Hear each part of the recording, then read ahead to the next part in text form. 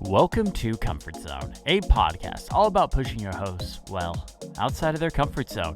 I'm Christopher Lawley, and each week I am joined by two incredible co-hosts. As always, I am joined by Matt Birchler. Matt, how are you doing? I'm doing well. I am just now realizing I don't have a drink with me today, so if my voice gets increasingly scratchy this episode, that's why.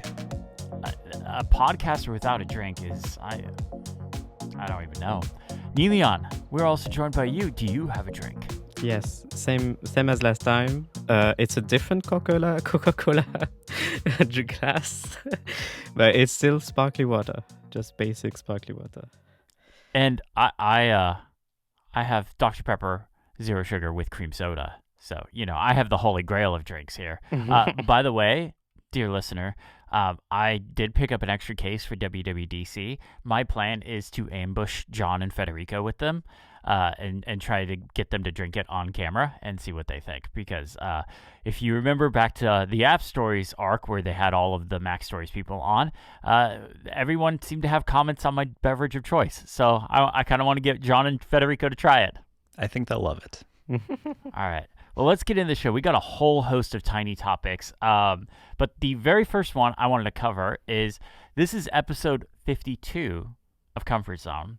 So that means we have been doing Comfort Zone for a whole year. Wow. Good for us. So I just wanted to take a minute and say thank you to everyone for listening. Really, really appreciate that everyone listens, and like the feedback we get on every episode, like just the jokes and the suggestions and everything has just been fantastic. I love hearing it, and I also want to say to Matt and Neelion, doing the show every week with you guys, it's a highlight of my week. I really enjoy doing it with the two of you, and thank you for doing it with me.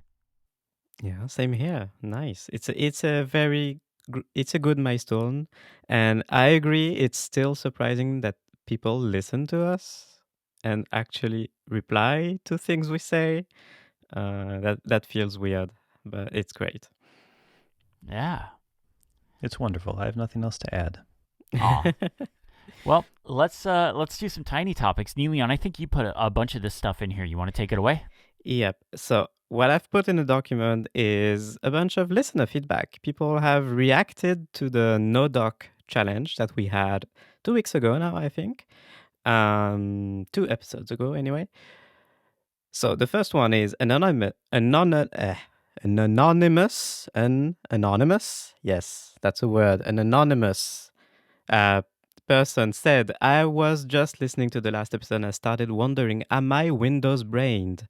I seriously almost never use the dock for anything. And so I wondered what you guys actually use it for. I switch between open apps with Command Tab. Again, Windows brained, they say. I switch open instances of the same app with Option Tab. What do I need the dock for? But my Windows taskbar is also pretty empty, so maybe I'm just weird. So I will let you react, but my first thing to say to this person is, yes, you're weird, but that's okay. We're all weird. We encourage that. That's fine. Yeah. Windows brained, yeah, probably sounds like it. I've never used Command Tab, like extremely rarely. I always forget that's here. But I can understand why it's a Windows habit. Yeah. The ultimate Windows brain thing, I think, is making every single window full screen. Yes. I work with people who have like ultra wide monitors, and they share their like screen, and it's just insane because it's like a 32 by 9, like it's the widest of the wide monitors, and their Chrome window is just maximized, and the website's like on the left like 5% of the page, and it's all white space everywhere else. And they do this every time, and I don't understand how they live this way, but yes. But anyway, how I use my dock is I keep the apps that I use all the time there, and then it's really just so I can click them if I want to launch them. I launch most things with like Raycast, and I switch windows with Command Tab as well, but like I like having the visual over there. I like having the dots next to the icons to know which ones are open. Apple removed that by default like many years ago, 10 years ago maybe at this point, to make it more iOS-y. I hated that. Everyone hated that, and I went back. But like, I don't know. I just kind of use it as a general like task manager. I'll quit apps from there. I'll right right click and quit from there. Yeah, I don't use it all the time, but like, I don't know. It's comfortable. I'm Mac brained, I guess. I think I use it pretty much the same way Matt does. I use it to launch apps. Sometimes I'll quit apps from there, but I do use Command Tab. I do use Raycast to launch stuff that isn't in the dock. But I just, I like being able to look over, see what's open. Sometimes I call this my lazy mode, but like I'll just be like leaning back, hand on the trackpad, no hand on the keyboard. That's like my cool guy, like using the computer stance kind of thing. And, you just click stuff. Yeah, I know the keyboard's more efficient. I love keyboards. I absolutely know that. But, sometimes you got to take your cool guy stance. You're like leaning back and driving a car like with a hand at the top of the wheel. It's literally, it's exactly that. It's just that. It's just a finger down on the trackpad. Yep. I love it. Yeah, same for me. Like I like the visual of it, and it's got all the apps I use all the time. And I don't actually launch apps using the Raycast. Like I use Raycast to launch specific things, like a specific section of system settings or a shortcut, things like that. The specifics I launch with Raycast, but the apps I mostly use the dock. Interesting. Okay. Yeah. Another person reacted to the no dock challenge. This one is called Anders. They say, thanks for a great podcast regarding the latest episode on docs. Depending on your specific needs, RCMD, R command, I guess, is the name of an app, might be an interesting alternative. And they've linked it to it for us. It basically creates keyboard shortcuts with the right command key to quickly launch or navigate to apps. And so I know this app actually. It's made by the low-tech guys. They make a utility called Luna, which lets you smartly manage your monitor's brightness. Like it is very fancy. That's how I've heard of them before. And right command, I've tried it once, and it's actually pretty cool. It's very close in concept to the hyperkey. So you just bind like right command O to launch whatever, right command S to launch Safari, and it lets you switch between those apps if you just press those keyboard shortcuts when the app's already running. It also has a very minimal UI that appears that you can, by default, I believe it's in the bottom right corner, that lets you see all the running apps on your system at a current time. It's nice. And the one thing I have to say about this app is I actually use the right command key to perform regular command shortcuts. So I can't understand. Like I don't know. I understand some people always say the right shift key and the right option key are useless, etc. I know I use those keys as what they intended for. I use the right shift key all the time. I don't know. Yep, I do too. I guess if you don't use the right modifier keys, it could work for you. Yeah, this is an interesting thing. There's a similar app I tried a few months ago called LeaderKey, which does something similar, and that's it's similar to Raycast in that there's a keyboard shortcut that brings up like the window, but instead of a search box, you just set up like keyboard shortcuts. So like if I hit the shortcut and then hit P, it opens Photoshop. If I hit T, it opens the terminal. And if I do, and then you can do like folders. So if I do like BS, that'll be browsers, Safari. So it's an interesting thing. It doesn't really work for me. I find it easier just to like type in the name of the thing I want, but like there is definitely a group of people, some lovely weirdos, presumably we're all weird, who like this like very quick, like just a single like letter press gets me to the exact app that I want. So I like that there's options out there for these folks. I don't like this next one. Yeah, baby, let's bring it. Yeah, let's talk about it. So we had a controversy. Anyway, yep, absolutely. In our group chat this week, because I realized something about my phone that I really didn't like when I noticed it, which is the UI effects that you get on iOS around Apple Intelligence features. They look extremely bright sometimes. like not extremely is overstating it, but they look brighter than everything else on screen. And I was wondering, is that HDR? Is Apple actually using HDR level brightness to display the glow effect around the screen for Siri, or when you double tap the gesture bar at the bottom to make it glow, or the cleanup feature in the Photos app, all of that. Chris, what is happening over there? I'm so excited. Just bring it on home. Bring it. Say it. Say it. So I messaged those two guys in our group chat, and I asked them what they thought, and Matt was like, "Nope, no, that's not HDR. I can't see it. It doesn't exist." And they called me crazy. I don't know. No one called you crazy. No. I did not. I did not. Just actually. I'm pretty clear. sure I missed that whole conversation because I had Do Not Disturb on. I'm pretty sure I didn't say anything because I had Do Not Disturb on because it's been a crazy busy week for me. Yeah, so I was like, I'm not crazy. So I filmed it. with my webcam, this very webcam, with my holding my, because you can't screen record it. I had to film it with another camera, and I think it's pretty obvious on my footage that when you double tap the gesture bar at the bottom of the screen, that it's a lot brighter than everything else on screen, even though I had pulled my brightness way down. And Matt was still like in full denial. No, nothing's wrong with your footage, verbatim. And so I went to the people. I went to Mastodon, and I posted on Mastodon, wondering like, what do people think? I posted the same footage. Do you think this is HDR, basically? And like everybody was like adamant. Yes, it's HDR. And I have confirmation from inside Apple. Somebody messaged me to tell me, yep, we're using HDR level brightness for such effects, for these effects. And some other people also have confirmed it, developers mainly, who have noticed it before. So there, I just wanted to mention this because Matt is wrong and I'm right. I'm still not convinced. So I missed that whole conversation because like I said, I Do Not Disturb on, but it's absolutely HDR brightness. Like they're using HDR, yes. Like they're making that stuff so HDR level. Yeah. Okay. 100%. So here's what I will say. Number one, it was first presented to me as when my screen brightness is all the way down. It's like, and maybe it's because we had just talked about how blinding HDR is.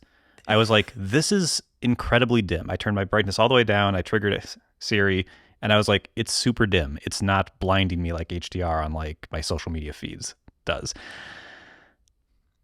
Even when I turned it up, I did eventually notice it's maybe a little brighter, but I think the thing for me is that they may be using HDR, but HDR means you can go brighter. It doesn't mean you're going all the way to 11, right? Yeah. Maybe it's like 5%, and maybe the younger your eyes are, the easier it is to see the difference. Maybe I just need HDR for everything so that I can see anything with these old decrepit dinosaur eyes, but it's not crazy. I will acknowledge it's HDR, but I do not see a problem with it. I think it's fine. Yeah, no, I think it's fine too. It's just I find it a little bothering because, so you're right, when you turn the brightness all the way down, like it's just as dim as the rest. But like when you're a bit in the middle, in the middle of the bottom half of the slider, let's say, or something like that, then I think it's bothering me because that's a situation where I'm in bed, this very bed right here, at night, and like I get a priority notification, for example, an Apple Intelligence priority notification, and that's so bright. Like I'm in bed in the dark and my brightness is turned down and there's a bright notification that appears. I'm like, no, why? This feels obnoxious, but I agree it's not too bad. And I think that's it for Tiny Topics. We definitely don't need to go over this last thing. Nobody cares, right? So yeah, I agree with you. There is one last topic that we need to go over. WhatsApp came out this week on iPadOS, which is crazy. Like, what? It's taken so long. It's on iPad. Everyone on the continent has given up on this, and yet this has happened now. Bradley Field on Mastodon wrote to us, actually. They say, let me guess, Nilian will be celebrating WhatsApp finally on iPad, on Comfort Zone, with Chris Lawley and Matt just not understanding why this is a big deal. We understand. We just don't care. There you go. That's it. And I wanted to talk about this because just to mention the fact that I think this highlights a monopoly issue. Like, just ask yourself, would we have gotten an iPad OS app for WhatsApp years ago had Meta not bought it? Like, had WhatsApp still remained an indie company? I'm not saying it would have. I'm just asking. Like, if it was still an independent company, like, would they have made an iPad OS app a lot sooner? Is it not just because it's Meta and they don't really care, and like they're in a dominant position, especially with WhatsApp, in plenty of countries, and they don't really care. Like I think this highlights this. I think it has more to do with a lot of big developers and big companies don't care about the iPad. It's not a priority to them. I mean, I think Instagram is like the perfect example. Yes, it is a Meta thing, but Instagram makes money based off ads. That's their whole business model is we make money while you use the app. So wouldn't they want that app in as many places as possible, just so that they can get people to constantly keep using that app? So if I'm on my iPad, I would be using the app, but there is no iPad app, so they're not making money off the time I'm using my iPad. I don't know. I think it has more to do with literally developers just don't care about the iPad. Yeah, you're probably right. But we're celebrating still. Well done. I don't have an iPad anymore. I was going to say, so that's great. You're mildly celebrating, but you won't get to use it. No. They waited until I got rid of my iPad to release it. That's great. I love it. Is there a WhatsApp app for the Mac?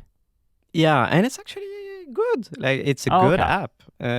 It's it might be a Catalyst app. Well, if it was a Catalyst app, they would have had the iPad app out. Right.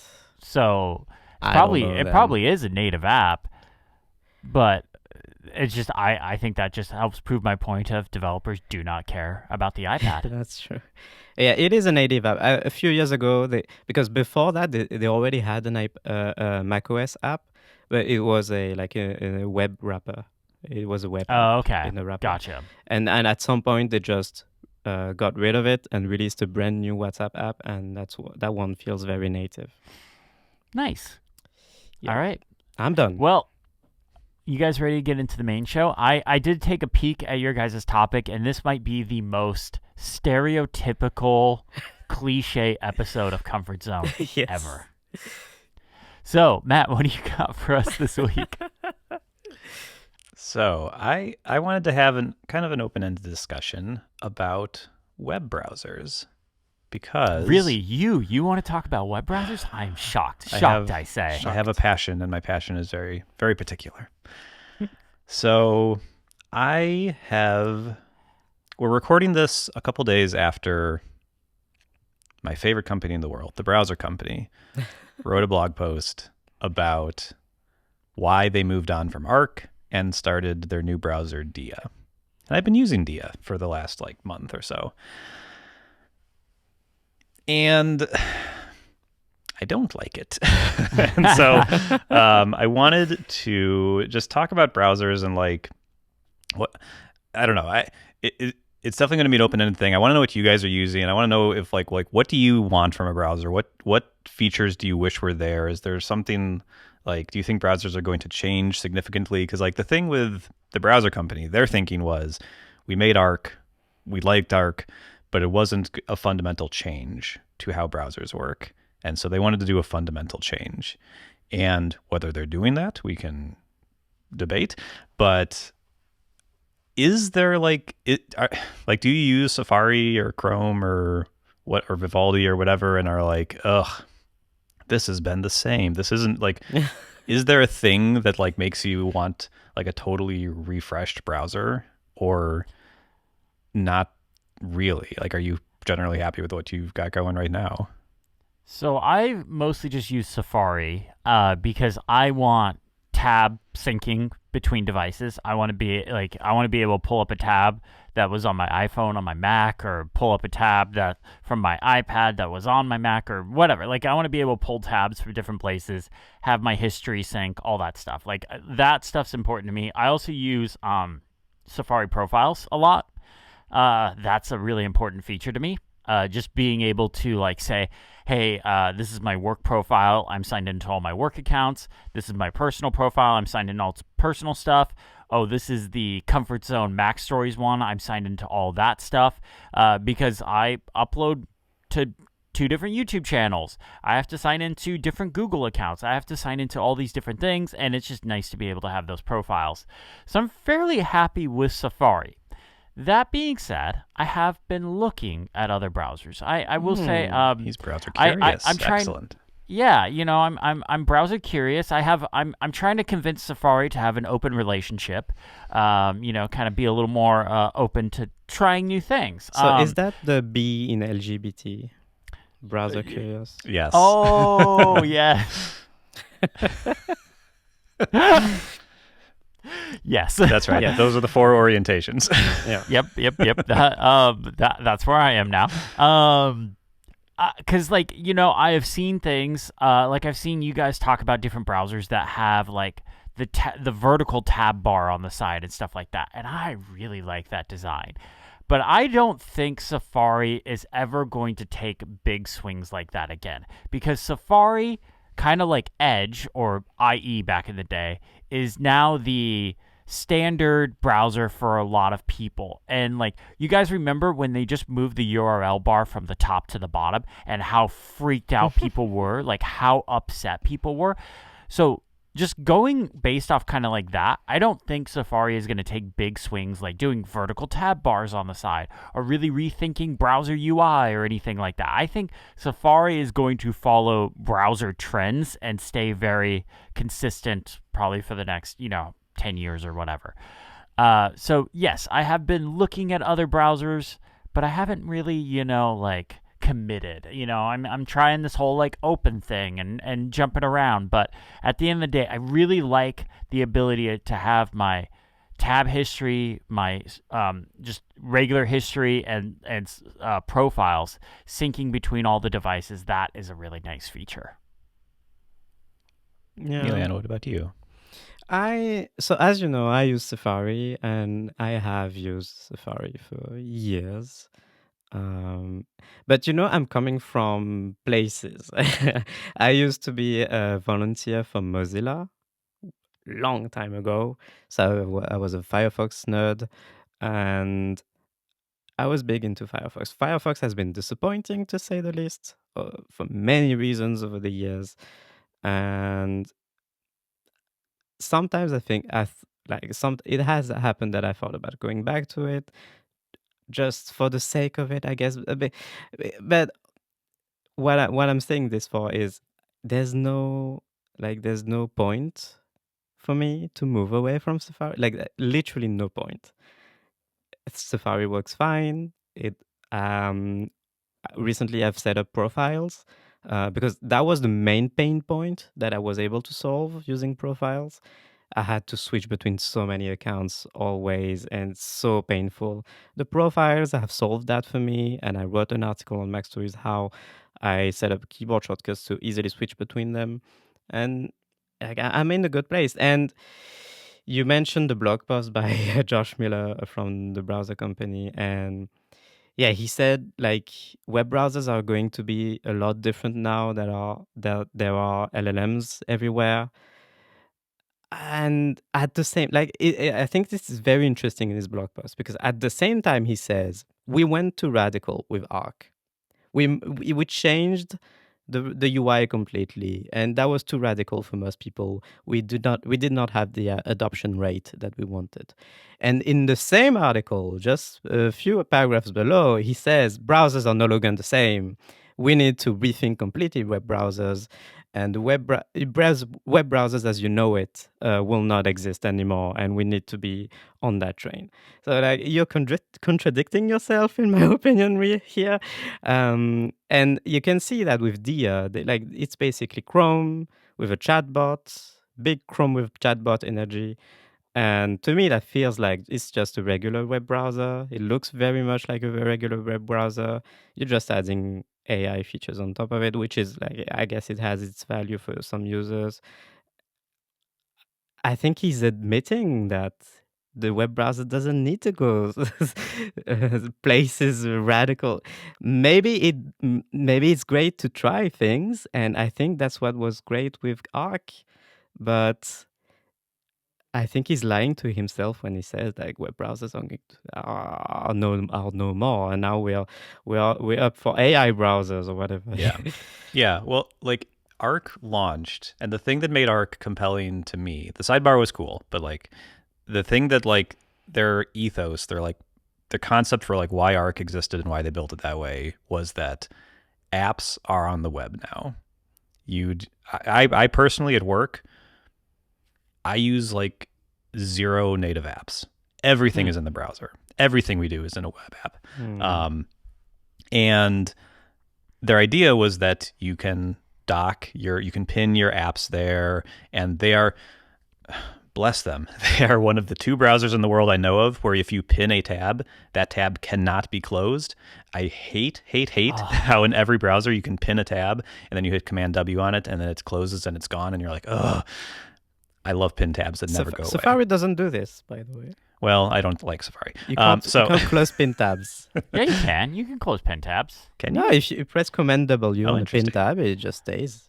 Okay, respect to Safari then. But Oh, you can right-click it and do close tab. That's what I was thinking. I'm sorry. But if you do you're right. If you do Command W, it doesn't close. You can't accidentally close Okay, it. well, that's nice. So, but their idea was that like, okay, you're going to like pin all of your apps. And so like on my work computer where I still use Arc, I pin Gmail and I pin Confluence and Jira and all the apps that I use every single day, right? And it's great. It's like an app launcher. Keyboard shortcuts work to like get to all those things, and they live there. And again, those tabs never close. And so if I do like close them or whatever, I just click them again and it launches the homepage for whatever that app is. And that was awesome. And then ChatGPT happened, and they were like, ooh, maybe it's not just apps. Maybe it's LLM everything. And I mean, we'll see what happens, but the impression I have is that they did a hard pivot to not the right solution. I think they had a really cool platform with Arc. Not a platform necessarily, but they had a really cool browser that solved a real problem that people like me had who live in web apps. And then they basically pivoted to a completely replaced, like they have no... I recorded a video this morning, my last video of season 3 of A Better Computer. I recorded a video this morning where I demoed Dia. But the first minute is me demoing Chrome, because Chrome has the exact same feature they have, basically. And like, they're screwed. Like, is Dia a Chromium browser? Yes. Yeah. So it's literally just a reskin version of Chrome. I mean, I think they do more than the average Chromium skin. They do have kind of this Arc browser like UI engine that they built for Arc that they are reusing here. So I think they have some more custom stuff than maybe some others do, but like, yes, it is a Chromium browser based on Chromium. So Chrome extensions work. They didn't originally, but now they do. But like, and also extensions have nowhere to live right now. They don't show in the interface anywhere. So if you like rely on clicking that icon, can't do it right now in the current version. It's in alpha, but yeah, it's very strange. But yeah, like they are like, well, you can chat with your web pages, and Chrome does that. There's browser extensions that do that, and it's fine. Like the one innovation they have, the one kind of cool thing is you can, when you like open a new tab, the new tab window is a search box, but it's also a chat window. So if you just type something, you can do a Google search, or you can ask a question and it does an LLM thing. but you can @mention your tabs. So if you have a bunch of tabs open because you're researching something, you can @mention all the tabs. You can say like, include all my tabs in here, and it will include those in your questions. I don't understand the use case for this though, which is like the weird thing. I was really struggling to like show this off of like, when have I ever wanted to do this? And like an example they have is you're shopping for a car and you have like 8 tabs open with 8 different cars, and you go to the chatbot to say like, compare these cars. Why would you have 8 different tabs open for 8 different cars? There's only one car you need. Oh my God. Your Mustang GT. A Fiat 500e is No. All the colorways of the No. Citroën Ami. No. There are Yeah. 2 of them, by the way. So yeah. Anyway, lastly, I don't want to make this just the Dia dunking segment, but like the thing that was really interesting to me is that in that blog post that we keep referencing, that we'll put a link in the description, they talked about how in Arc, they actually had a ton of people sign up for it, and they had some fall off. But basically, they said like if someone was still using Arc 3 days after they installed it, they were going to use it forever. They were locked in. They were going to be evangelizing it. They were like a big fan. So if you made it past day 1 or 2, you really love it. So really what they should have done is invested in marketing for Arc instead of... Yeah. Never mind. Yeah, but part of that was they were like, well, we released these really cool features and only a few people used them. They're like, we have different profiles, what you guys talked about, and they're like 5% of people use that. What a waste of time that was. But did people know about that? That's the thing that always gets me. Did people know about that? Because if you just put a pop-up box, like after an app updates and put a pop-up box that says, oh, here's all the new features, people are going to click right past that. Yeah. Yeah. But yeah, they were like, basically we had all these features that only like a small percentage of people used. So we were like, oh, these aren't actually working. And then they said, in Dia, we're seeing about 40% of people using the chat feature, which is to say, in Dia, where the only feature is chat, 60% of people don't use it. Most people who download Dia don't use the only feature of Dia. Like, yikes. It's really a matter of framing. Maybe that's an ungenerous way to look at it, but like, that is the entire thing. That is the entire value proposition. It's the entire of this point. app. Otherwise, it's just Chrome. Otherwise, it's Chrome with way fewer features. Like, it's a little crazy. So I bet internally they are praying to whatever god they believe in that Google is forced to sell Chrome. Yeah, maybe. It's a weird mess. I'm so depressed by it. Like, they had a very successful thing going that got tons of press and tons of people were enjoying, and people would have paid. I would have paid to keep using Arc if they like needed it and needed a business model. That's the thing that really irked me with the blog post is like you have this undertone throughout the post where basically they're saying we need to make more money. We need something that lets us make more money in the long term. But like you did not try. They did not try to make money. It's incredible. Like I think I genuinely think they don't realize that. Yeah. Well, and like now realize that this entire browser is LLM based, so their bills are higher, right? How much does it cost to run a browser on my computer? 0. I download it and then that's like no money. It just keeps working, right? Yeah. But now that their browser is entirely search and LLM based, and it's totally free, and it's using GPT, which is, I guess, at least it's not Anthropic. And the Anthropic API is insanely expensive. But like all those searches cost them money. All those chat messages cost them money. If I'm passing in, I passed in 3 20-page PDFs. How much did that cost them? In like, that's so much text input into the LLM, and it was totally free for me. I didn't care. But like, so now they really need to make money. And now it's like, instead of, you can't charge for a browser. No one's charged for a browser in years. No. But like, no regular person ever will spend. well, exactly. Would even spend $2 to download a web browser because Yeah. you can go get Chrome for free or Safari or whatever. Yeah, but enthusiasts might, right? They would be more willing to pay. We But did, like, we did pay $50 for horse browser. all Just three of us, I remember. think. I saw the price. I was like, nah, I'm good. Okay.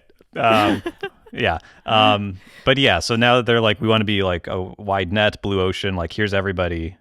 But like, they're not going to pay for a browser. And that's why the big browser companies are Google and Microsoft and Apple, who have platforms and everything. So I don't know. It's a weird decision. But moving beyond that, when you guys are doing your day-to-day stuff, I don't know if it's a day job or fun times after work, whatever you're doing, that's the best way to phrase that. I'm sorry. Yeah. Are you doing most things in a browser, or are you using native apps? I guess on the Mac is where I'm most interested. Like, are you using the browser for everything? If you would have asked me a year ago, it would have been native apps. But there's been a lot of web apps creeping up. Your Quick Tools website has been very handy. I Link in really the show notes. appreciate that. Notebook LM, the Google Gemini thing, I use that a lot. I uploaded all my scripts and research notes, and that's basically my assistant when I'm writing scripts and stuff now. Web app. I mean, technically, they did just release an iOS and iPad app, which is basically just the web app in a wrapper. But exactly, like and perfect example, Todoist. Todoist technically has an app that you can put in the dock and you can click on that, but that is absolutely just a web app. That is an Electron app through and through. Do you do it in the browser, or do you have the Electron app installed? I have the Electron app installed. I do have the Electron app, but I mean, it's essentially. It's sure. It's not like, I mean, even Obsidian is an Electron app, but it's not a web Electron app. But more and more, I have been using more web apps, and it's just one of those things. Perfect example. I was writing something about like what the iPad needs, like kind of pre-WWDC, and I don't think I'm going to publish this, but I basically made the case for Apple needs to give up WebKit only browsers on iOS and iPad, because there's too many web apps now that people need, and too many of those web apps need Chrome to work properly. Oh yeah. I mean, ironically, you two use Safari, I use Zen, and we are all using a different browser right now to record. Yep, I am using Edge. Yeah. I'm using Vivaldi. Well, that's Riverside's fault. That is Riverside's fault. Yeah. But it's Riverside using technology that only Chrome implements. Yeah. I don't know about that. I mean, I'm pretty sure that's what it is. Like, okay, for example, Matt and I are really into mechanical keyboards. We use a site called VIA. For that, you have to use Chrome, because there's a thing that Chrome enables that no other browser enables, and it's it's web something. I don't even remember what it is. I can look it up, but there's a specific piece of web technology that Chrome is the only browser that enables it right now. Firefox doesn't enable it. Safari doesn't enable it. Like, nothing else enables it. You have to use a Chromium browser in order to use VIA.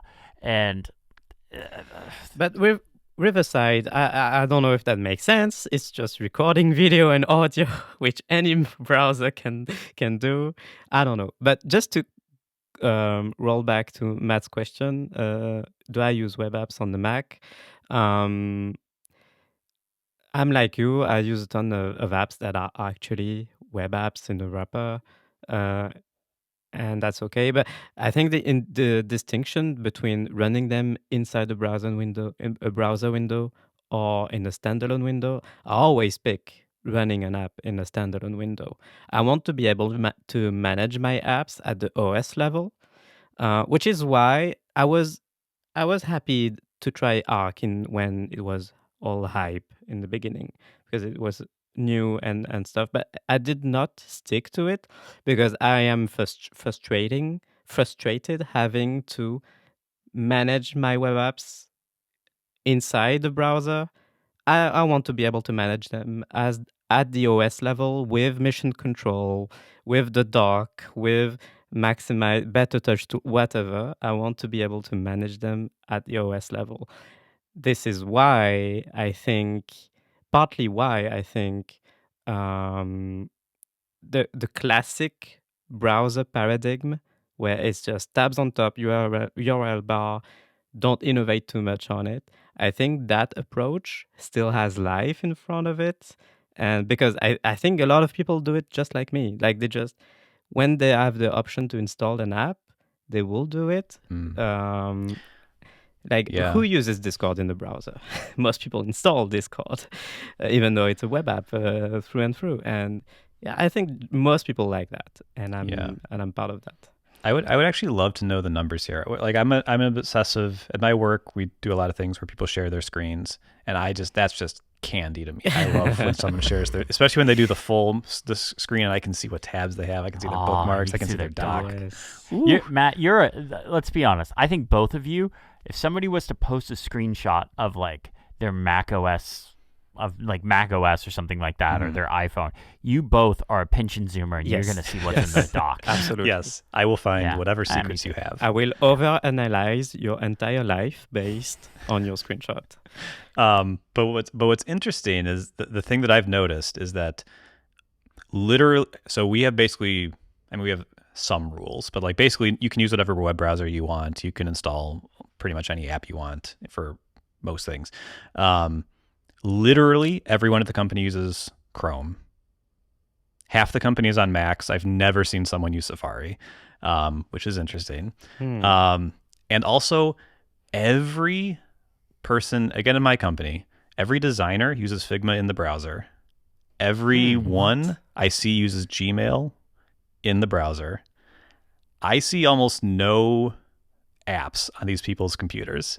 It's all in Chrome. Figma in the browser is a crime. I don't understand this. What?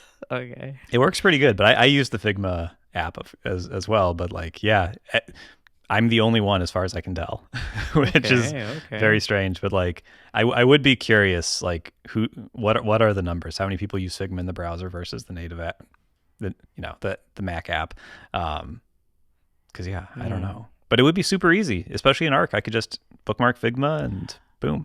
I think if every app I used was a web app, something like Arc would be appealing. But I'm with Neely on that. Like most of the stuff I do use, like there are a few small utilities like your quick tools that I use in the web browser, but most of the stuff I use is a native app. I want to be able to use window management tools and keyboard shortcuts and all that stuff to move things around. I'm still team native apps when possible, but I'm not anti-web app. Yeah. I think for me, it's the stuff that just runs in the background. I like to have that as an app. So like Slack is open all day long, and I'm going to it whenever there's a new message. And that I have the app installed. And I like that because I get the dock icons, and I can just pull it up and everything. The browser will never put it to sleep in the background. What else? My calendar, email. So I do use those as apps, and those just kind of sit in the background and I pull them up. But like for any documents or like any work I'm doing outside of Figma, I do just find myself doing those in the browser. Like document editing, I think I feel better doing it in the browser than any native app, which is weird. But I do most things in Google Docs and Confluence. Yes, I work a ton with Google Docs, and I pray. Like I've given up on this, but I used to pray that we would get a native Google Docs app someday. Like I really want a native app for Google Docs. It's so painful. Like I've had to set up 4 Safari profiles just to deal with Google Docs. Like it's insane. Interesting. Yeah. My unpopular take is that Google Docs is actually excellent. I think it's great too. Just some nightmarish UI choices, but yeah, there's a couple things, but they got good keyboard shortcuts, and it's hyper reliable. Like it's wonderful. Google Sheets too, underrated. All right. Anyway, that's it for me. I don't know what the point of that segment was. I just wanted to talk about browsers and vent a little bit about my betrayal. Yeah, I like it. I know how much you liked Arc, so I totally get it. Neleon, what do you got for us this week? So I will give you a lot of candy for you to mock me today. So feel free. All right. Basically, I went on a journey, an unexpected journey, like Bilbo would Bilbo say. Baggins. Yeah. I broke something last week. Actually, just 2 hours after we recorded last week's episode, I broke something. So let me Uh-oh. show you the breakage. So I will show you on camera and describe it as well for people listening. So I'm using I've had these headphones for 2 months, somewhere like that. It's the Beyerdynamic DT700 Pro X. Great branding, love it, and it's a great pair of headphones. I got it because I wanted to upgrade my music listening experience. It's a very flat sound profile, like it's meant for studio use, of course, and which means it's very adequate if you want to play with EQs, for example. You really want to get into the weeds, into tweaking your music listening experience, which is why I bought those. And they've been great. As you know, or maybe you don't, but when you need to plug headphones into a computer, there needs to be a DAC somewhere. So a digital to analog converter. So basically, anywhere you've got a headphone jack in a computer, there is a DAC somewhere for that to make it work. So to convert the digital signal into an analog signal. And I wanted a high quality one. Okay. So it turns out Apple has been including very high quality DACs into their laptops for a few years now. So my MacBook, as you know, is the M2 MacBook Air from 2022, I think. And yeah, the DAC in there and all the later laptops supports high impedance headphones for one. So that's not high. This pair is not high impedance. It's pretty low. It's 48 ohms. But yeah, the DAC in the MacBook, pretty high quality. That being said, I want to be able to use these headphones with my MacBook and the iPhone as well. I want to be able to switch between the two. But now you tell me there's no headphone jack on an iPhone. So that's annoying. You need the dongle. I don't want to deal with a dongle. That's annoying. So I bought this cable from Beyerdynamic. It's a mini XLR to USB-C cable. Ooh. So Beyerdynamic makes this for this line of headphones, the Pro X line. And it's got a really high quality DAC in there. So I will not go mention the numbers. It goes really high up in the kilohertzes and the bit depths. Anyway, it's great. Like 100? I don't remember. It's 392, I believe, is the maximum is. It's all the best numbers, the great All numbers. the best We love our numbers. numbers. We have the best numbers. It's the best. No numbers come close to our numbers. Our numbers are the best. I like it's kind of a nerdy version of it. It's interesting impression. Yeah, because I can't bring myself to do the real thing. I'll be depressed. The one thing to know about DACs is that the good DACs are the DACs that you don't notice a difference in how they sound, like in tonality. They must be transparent. Like it must not affect how the music sounds, right? Yeah. Where they can make a difference is in clarity. So how well you can distinguish between instruments, frequencies, like the lows and the highs, and in that they can improve the soundstage, like how wide the sound feels around your head. So that's where a DAC can make a difference, not in tonality. So it will not increase bass, increase the highs, etc. Anyway, so this cable, it's been great. And since it's USB-C, I can just plug it into the MacBook and into the iPhone very easily, switch between the two during the day. And that's been great.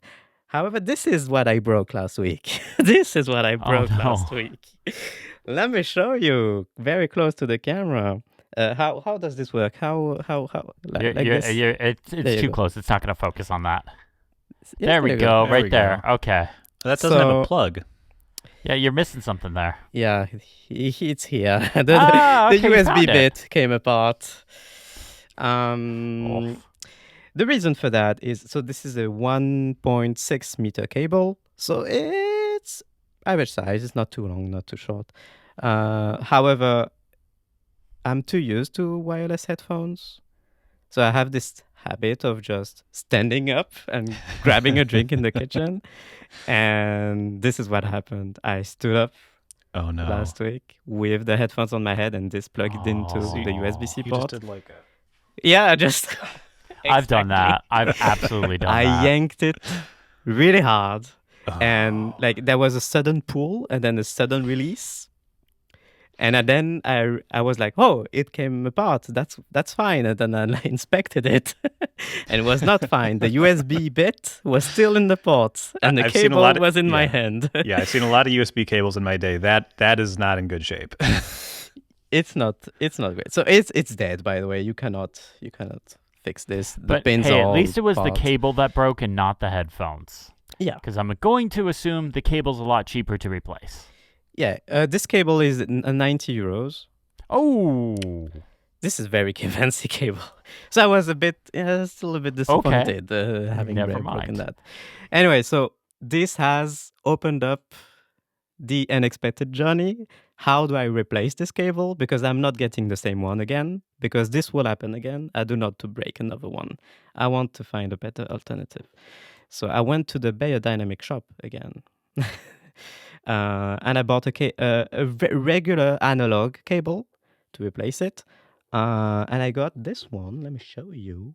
It's a coiled Oh, cable. I love those. Oh. I love the wrapped cord, springy, whatever it's called Yes. ones. Yes. So it's 3.5 millimeter jack on one hand, mini XLR.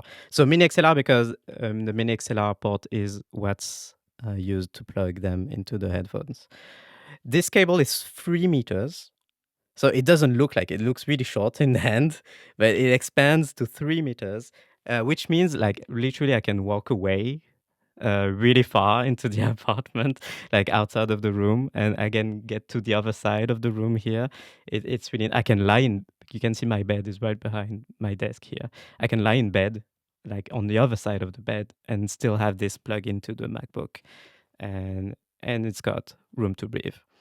So it's a great cable. However, back to square one. This is a jack, so it means I cannot switch easily between the Mac and the iPhone. So I need a dongle. I need a dongle. I need a DAC, that a USB-C one, preferably, so that I can easily just switch devices.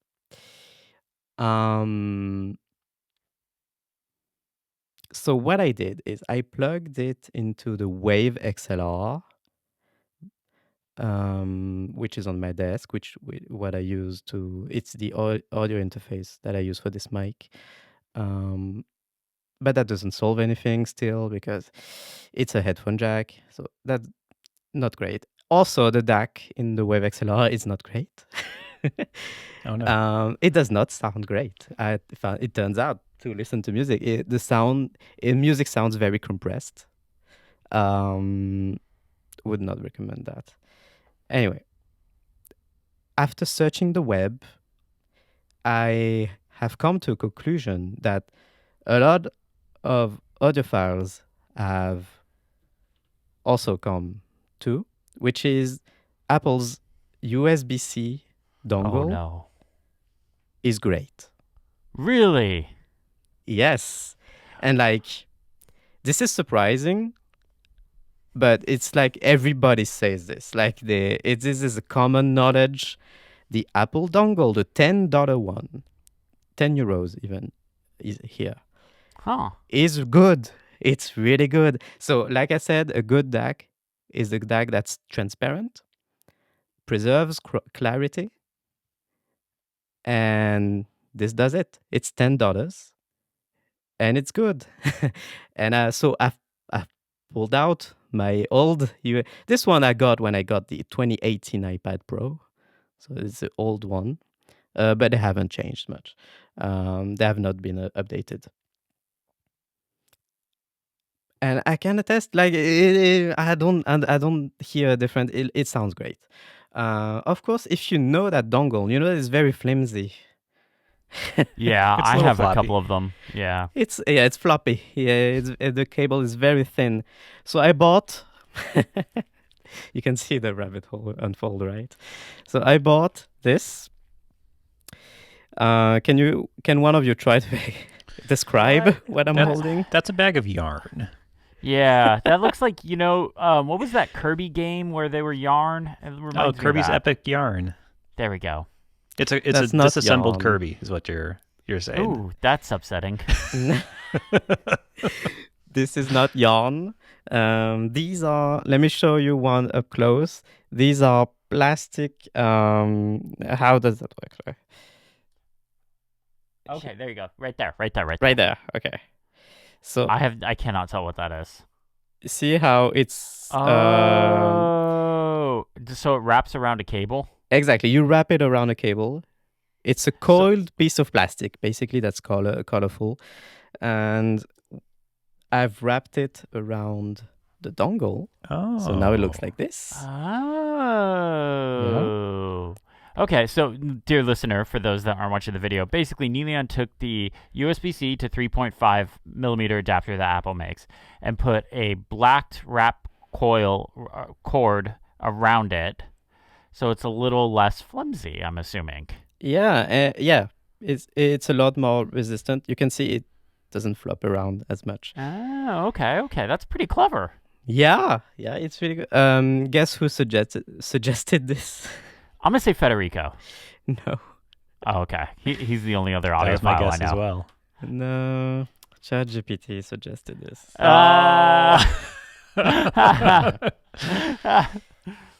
Anyway, this this costs $2, so I bought it. I tried without any belief that this would work, but it works. $2 was worth that experiment. So Yes. that's a good solid return on investment there.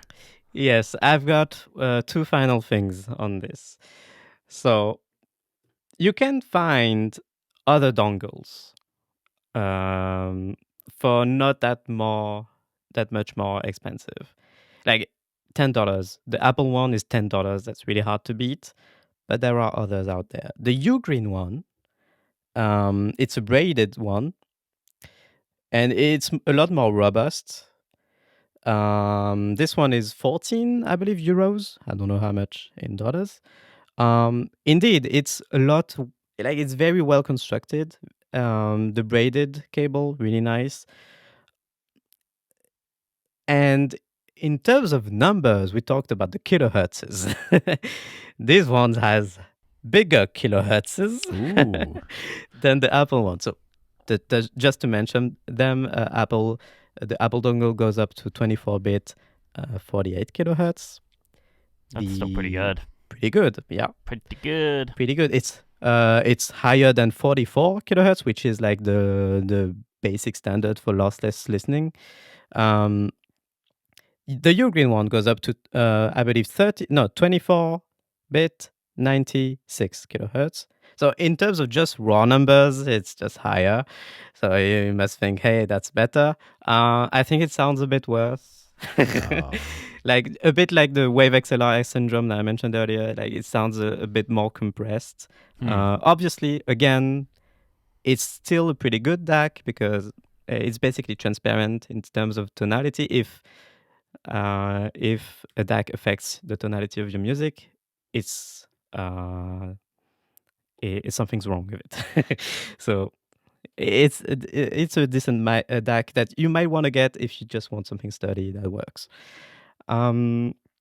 This is almost the end of the journey because I ordered something else that has not arrived, and I forgot to include the link. I will add the link for you. It's made by the brand iFi, so IFI. They make a lot of audio gear. They make amps, DACs, cables, and whatnot. And they make a very small dongle. It's called the iFi Go Link. And basically, it's largely praised on forums and whatnot as a pretty good upgrade for anyone wanting more than just the Apple dongle. And that's just another USB-C to 3.5 millimeter adapter. Yep. It's chunkier because like it's got a.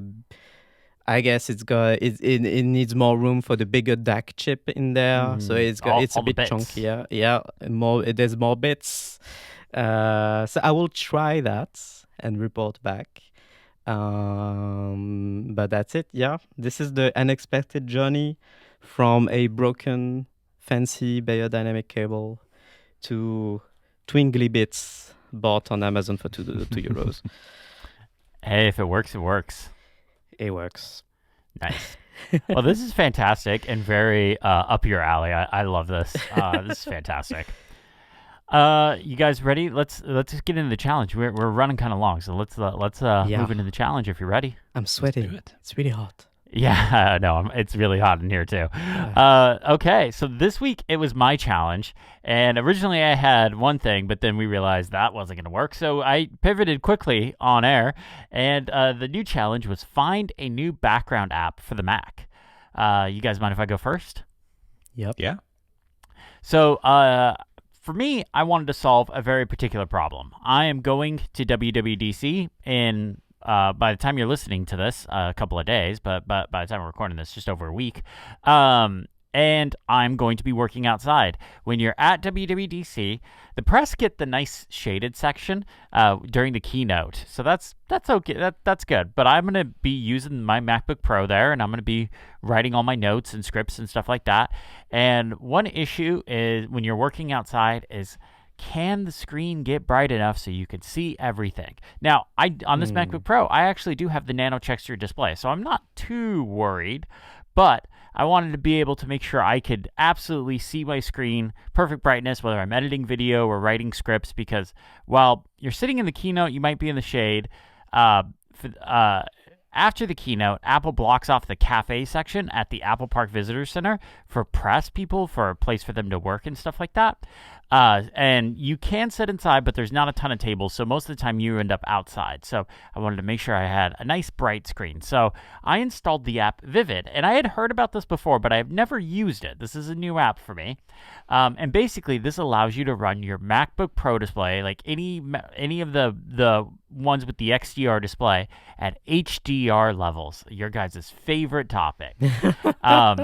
The benefit of this is when you're out in the California sun, your screen is nice and bright. It's easy for you to be able to see your display. This isn't something I'm going to run all the time. It's a background app because once I installed it, I set up a keyboard shortcut and I never have to interact with the UI stuff again. I literally have it set up. I believe it's HyperKey R that I set up, and that just triggers the brightness. I had HyperKey B to something else, so I was like, well, let's do R. So HyperKey R, it toggles HDR brightness. HyperKey R again, turns it off. Great, fantastic. Solves a problem, and I'm looking forward to using it at WWDC. Nice. This is cool. I've heard about this app. I am curious when you're outside in the heat. My laptop likes to get very hot when I use it outside. So I wonder if that combined with the maximum brightness leads to a fire. Yeah, I don't think it'll lead to a fire, but I could see a point where, I have to move inside. I can't sit outside, or I have to shut it down for a little bit. We'll see, because I will be editing video there. WWDC week is always super chaotic, so I'm not entirely sure how that's going to happen. Maybe I end up having to turn it off. I don't know. We'll see. Good luck to you. Thank you. Neleon, what do you got for us? I have something. Okay, so I switched back to the Magic Keyboard, right? One thing that I really liked about the Logitech keyboard that I was using before was the mute key to mute the microphone. As you know, on my Magic Keyboard, I have remapped, I've done this a long time ago, I've remapped using Better Touch Tool, the dictation key, because it's a nice microphone glyph on the key, so perfect candidate to be remapped to be a mute key, so to mute my microphone. And you can always hit Control twice to do dictation as well. There is that other keyboard shortcut. Oh, okay. I don't use dictation, but okay, that's good to know. And to do that, I was using a combination of Better Touch Tool and shortcuts. which works, but it was slow. Like the time that it took a bit less than a second every time to effectively mute the microphone after I pressed the key. Not ideal. So this challenge, I thought I would check out an app that I've heard about before. It's called the Mic Drop, and it's like the challenge requires. It's an app that you set up once and you forget about it. Um, and what it does is just mute your microphone, and Nice. it's instantaneous. You can map a keyboard shortcut to it. You can have it in the menu bar. And what I've done is just I've mapped a keyboard shortcut, a complicated one that I will never remember, but I have using Beta Touch Tool instead of the dictation key on the Magic Keyboard running a shortcut. It's just now mapped to the complicated keyboard shortcut for mic drop. So now when I press it, I go away. See, it works. So Ooh. anyway, that's it. Yeah, it's really nice app. It's pretty cheap. I don't remember how much it costs, but it's on the Mac App Store, and you can try it for free, and it's nice. And it has a nice sound effect that you can a bunch of sound effects that you can choose from. Mine does a when I mute, it does Sound effects. Yeah. This is awesome. I'm gonna install this. I like this a lot. This is definitely something I could use. Yeah, nice. Matt, what do you use for us this week? So I brought an app called Backdrop, which is an app that lets you use animated wallpapers on your computer. Ooh. So this is a paid app. It has a 7-day free trial, which I'm on day 6. And it's $10 a year, so it's not the most expensive thing in the world if you really dig it. Bad. But yeah, so it's animated wallpapers. And they basically have this like marketplace sort of thing where they have a whole bunch of different wallpapers. So they have some like space themed ones, they have sci-fi ones, they have like pulling it up right now. This is very fancy. Wow. It is very fancy. Yeah, they have some landscape ones. They have some like abstract art ones. Yeah. Ooh, they have an eyeball one that's very upsetting. Yeah. So they have a lot of these wallpapers, and I've tried a bunch of them, and I've only found one that I actually like. It's called Serene Retreat. I'll make it the chapter art for this chapter probably, but it is animated wallpapers are very distracting, it turns out. And some of these are like huge. I have one called Singularity, which is like, it looks like a black hole, and it's like animated with like a spaceship going around or something. And that spaceship is a moving, and it is just constantly moving. It's a lot. I installed another one called Futuristic Landscape, which is kind of not really Blade Runner-y, but like it's like a weird building in the middle of like a wheat field, but there's like dust in the air, and the animated part is like the dust blowing in the wind. And like I keep looking at my screen like thinking it's like a smudge I need to Oh, that would drive me nuts. That would absolutely, I would uninstall that in a heartbeat. Yeah. So it's like when you see like a fly in your peripheral vision, it's like that, but every like 20 seconds when it loops. I can see the black hole one. Okay. Yeah. So it's a lot. And again, I'm on a 32-inch screen. It's huge. It is a lot. So yeah, Serene Retreat. I would recommend that one. It's kind of like an anime or like Japanese animated sort of like just little cool house on a hill. Okay. Yeah. So it's not for everybody, but it's worth installing and checking out. It does use 6% of my CPU at 100% of the time. Ouch. So just be aware. That's not good. I mean, it's playing a 4K video is basically what it's doing on a loop. So it's using some power. But okay. But the macOS Sequoia screensavers. Yeah. It's very similar to those, because I do like those. I actually used, before I installed this, I'm using one of the forest ones where it's like an overhead shot of the forest and it kind of goes over the trees. But then once you log in, it stops. Yes. and it comes to Yeah. a stop. So Yeah, then it's yeah, just an yeah, image yeah. at that point. But yeah, it's very similar to that. But yeah, some of these are wild. So it's worth playing around with. Okay. That's cool. That's cool. Yeah, I don't think I will install this because animated wallpaper would be very, very distracting. Yeah, if you are prone to distraction, this is a bad app for you. Nope, not gonna happen. All right. Well, I think we did a great job with this challenge. I like everyone's picks. Well, I like Neeleon's pick. Thank you. Matt's, I don't know. I wouldn't vote for Matt. I'd vote for me. We did a great job. All of us brought one. All of us actually followed the rules. Followed the rules. We did a great job with this one. You know what, guys? Everyone give themselves a pat on the back. You know, we did a great job. Okay. All Good right. for us. Don't Nice. get too egotistical. Like that's good. That's good. Yes, Okay, Matt, nice. you're pushing it there. All right. Well, Neeleon, it is your turn to give the challenge. But before you reveal what it is, I just want to make a quick note. For the next episode, it will be WWDC week. We are going to be doing something special. I'm not going to reveal what it is, but we're gonna put a pause on the challenge for that week because I just don't think we'll have enough time to be able to get to it. So this challenge will be for 2 weeks from now when you're hearing this.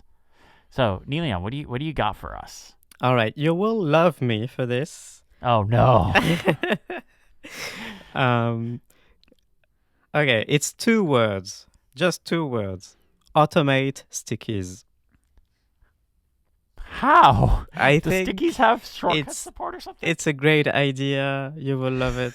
So, the backstory is I've begun something with stickies. I've begun automating something with the sticky. So, to clarify, I'm talking about the Stickies app on macOS.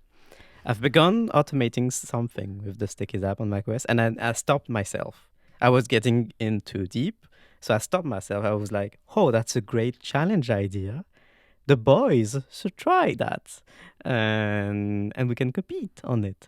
So this is the challenge. I just looked and there's no sticky support in shortcuts. Maybe there's something in Automator or You are Keyboard right Maestro, but that there are not a lot of things that you can do, which This is why is it's gonna a be a challenge. yeah, this is going to be a challenge. All right. Good thing well, we have 2 weeks. yeah, Yes. yeah. Or- It's definitely not going to be a wild, insanely busy 2 weeks No, at Well, all. so I mean, every WWDC is going to happen, and they have those slides with like, here's all the like features that are like the big updates to each platform. On the Mac OS slide, I'm going to be looking for stickies on there somewhere. Yep, in one of the bento boxes, it'll be automated stickies. This is the year we get sticky. Yep, which automation. means we have to install the beta for Mac OS the very first week. I'm ready. I always All do. right. Well, you have fun with that. All So right. stickies well, is just you create sticky notes, right? And you Yeah. can just close them, and you can change the colors, and you can format text, and that's it. That's very basic. So let's just. The idea here is let's try to find a way to automate something about it. Okay. okay. I have an idea. I don't know if it's possible, but I do have an idea. Okay. So we'll see. All right. Well, that just about does it for this episode. Thank you so much for listening. Thank you for, if you've been with us from the beginning, thank you for listening for a whole year. That's wild to say. It's been a great journey. But before we wrap up, I have an end of the show question for the two of you. And I want to know, what is the one thing, and I'm limiting myself to this too, that you're hoping to see announced at WWDC? I have a very easy answer. Okay. So, a couple of weeks ago, I brought this little guy, the Surface Pro, Surface which I Pro. purchased because I got frustrated with my iPad and wasn't using it. And I have been enjoying the Surface Pro for some things. But what I want to see at WWDC is a reason for me to return this product, which is still in the return window. So I still have an opportunity, but I want to see them do something that makes me go, oh, my problems are solved. That's what I want to see. Nice. I like that. Neeleon, what about you? Okay, mine is very specific. I want the option on macOS to invert the stage manager behavior. Just add okay. a checkbox so that windows are added to the current stage manager group That's a good instead one. of the other way around where it always creates a new stage when New you stage. open new apps. stage. Yep. Yep. Yep. Just I like one that. checkbox. I want that checkbox every year. It's been 3 years, I think, 4 years. It's been years. Every year, I'm just really hoping this checkbox will appear in the beta cycle. It never does, but I'm confident it will happen. Otherwise, I will just ask the EU to sue Apple for this. Like make it a requirement or whatever. Just add the checkbox. Just or toss else, this little. It's one line, just one line. Just Yeah. toss it into your. exactly. or, rolling, I- yeah. or, the, or else the 50% of your revenue. I don't know. I will ask them to do something. And that 50% of the revenue gets make that check out to Comfort Zone. Yes. We'll split it. I think you and I, the three of us, could easily split 50% of Apple's revenue. I think we could figure that out. Yeah, I'll find a way. We'll find. Well, I think the three of us can figure that out. Cool. All right. Well, I think for me, it's a very simple, very easy thing that I'm going to ask for. A ground-up rethink of iPad OS. Is that all? Yeah. Just one thing. Like Matt, give me a reason. Look, I want to love the iPad. I said I want to have polyamorous relationship with Safari. I don't. I want to be committed to the iPad. But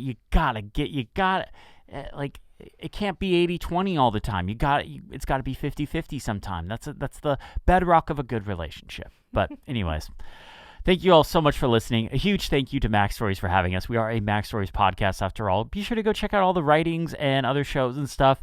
There's a lot of stuff happening, and I'm sure there is a lot of stuff planned for all the shows for WWDC week, because it's going to be a wild week. I'm excited. I'll get to see John and Federico in person. Thank you all so much for listening. Have a great day. Bye-bye.